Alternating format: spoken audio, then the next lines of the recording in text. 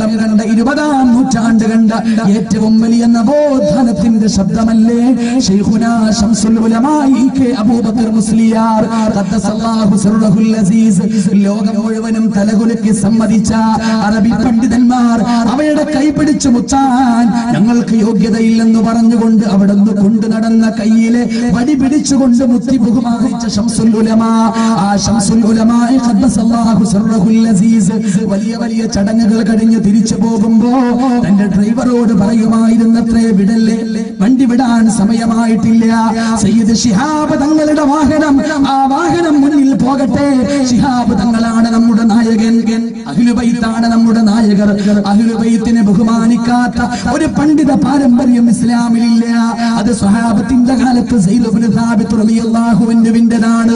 താബിഈങ്ങളുടെ കാലത്ത് ഇമാം ഷാഫിഈ റളിയല്ലാഹു അൻഹുവിന്റേതാണ്. 20-ാം നൂറ്റാണ്ടിലേക്ക് വരുമ്പോ അത് ശംസുൽ ഉലമാ ഖദ്ദസല്ലാഹു സിർറഹുൽ അസീസിന്റേതാണ്. ആ പണ്ഡിത പാരമ്പര്യത്തോട് വിമുഖത കാണിക്കാൻ കഴിയുമോ സഹോദരങ്ങളെ?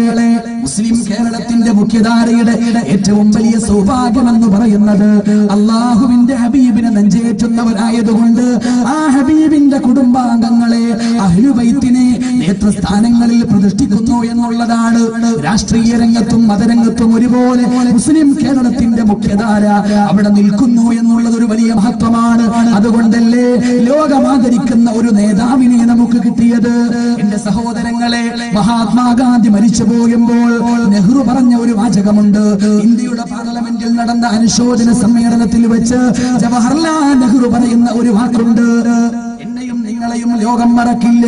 അത് എന്റെ മഹത്വമല്ല, അത് നിങ്ങളുടെ മഹത്വമല്ല, അത് നമ്മുടെ കൂടെ ജീവിച്ച ഗാന്ധിജിയുടെ മഹത്വമാണ്. ഞാൻ പലപ്പോഴും പറയാറുണ്ട്, എന്റെ പ്രിയപ്പെട്ട സഹോദരങ്ങളെ, എന്നെയും നിങ്ങളെയും ലോകം മറക്കില്ല, ചരിത്രം വിസ്മരിക്കില്ല. അത് മഅ്മൂൻ ഹുദവിയുടെ മഹത്വമല്ല, ഇവിടെ ഒരുമിച്ച് കൂടിയ എന്റെ സഹോദരങ്ങളെ നമ്മുടെ മഹത്വമല്ല, അത് നമ്മുടെ നേതാവിന്റെ മഹത്വമാണ്. ലോകം ആദരിക്കുന്ന സയ്യിദ് മുഹമ്മദ് അലി ശിഹാബ് ഖദ്ദസല്ലാഹു സിർറഹുൽ അസീസിന്റെ മഹത്വമാണ്. യൂസുഫ് അലി കേച്ചേരി പാടിയില്ലേ, യൂസുഫ് അലി കേച്ചേരി പാടിയില്ലേ, അന്യന്റെ ദുഃഖത്തിൽ അലി അപരന്റെ ദുഃഖത്തിൽ അലിയുന്ന ഹൃദയവും അനുപമ സ്നേഹം വഴിയും മിഴികളും ജാതി ഏതാകിലും മാലെഴും മർത്യനെ ജാതകാരുണ്യം തഴുകി തലോടുന്ന. എത്ര മനോഹരമായ വരികളാണ് എന്റെ സഹോദരങ്ങളെ. സയ്യിദ് മുഹമ്മദ് അലി ശിഹാബ് തങ്ങളുടെ ജീവിതം, കരുണാർദ്രമായ ജീവിതം, അതപ്പടി ചിത്രീകരിച്ചുകൊണ്ട് പറയുകയാണ്, അപരന്റെ ദുഃഖത്തിൽ അലിയുന്ന ഹൃദയവും അനുപമ സ്നേഹം വഴിയും മിഴികളും. വല്ലാത്ത വാചകമല്ലേ അത്? അവനവന്റെ ദുഃഖത്തിൽ എന്ന പോലെ അന്യന്റെ ദുഃഖത്തിലും പങ്കുകൊള്ളുന്ന ഒരു നേതാവ്. വല്ലാത്ത സ്നേഹമായിരുന്നില്ലേ സയ്യിദ് മുഹമ്മദ് അലി ശിഹാബ് തങ്ങൾ? ലോകം മുഴുവനും ആദരിച്ച നേതൃത്വത്തിന്റെ പേരല്ലേ സയ്യിദ് മുഹമ്മദ് അലി ശിഹാബ് തങ്ങൾ? ഓർത്തു നോക്കണേ, അഭിമാനത്തോടുകൂടെ ഓർക്കണേ എന്റെ സഹോദരങ്ങളെ. സാത്വിക ശ്രേഷ്ഠർ തറുവംശീയ വല്ലിയിൽ പൂത്ത പൂവേ വാഴ്ക നീളാൽ ഭവാൻ പാണക്കാടു തറവാടിൻ പുണ്യമേ ഭാരത നാടിൻ മതേതര സംസ്കാര സംസമേ. യൂസുഫ് അലി കച്ചേരിയെ പോലെ എത്രയെത്ര കവികളാണ് ഇനി പാടാനിരിക്കുന്നത്, എത്രയെത്ര പണ്ഡിതന്മാരാണ് ഇനി പറയാനിരിക്കുന്നത്. മറക്കില്ല സമൂഹമേ, മറക്കില്ല സമൂഹമേ.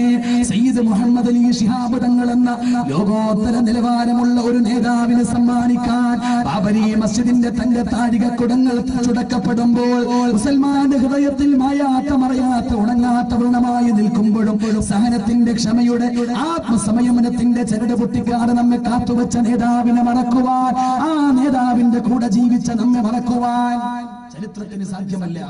മുസ്ലിം കേരളത്തിന് ആ ഭാഗ്യമുണ്ടായത് നമ്മുടെ മുഖ്യധാര അല്ലാഹുവിന്റെ ഹബീബിനെ സ്വല്ലല്ലാഹു അലൈഹി വസല്ലമ തങ്ങൾ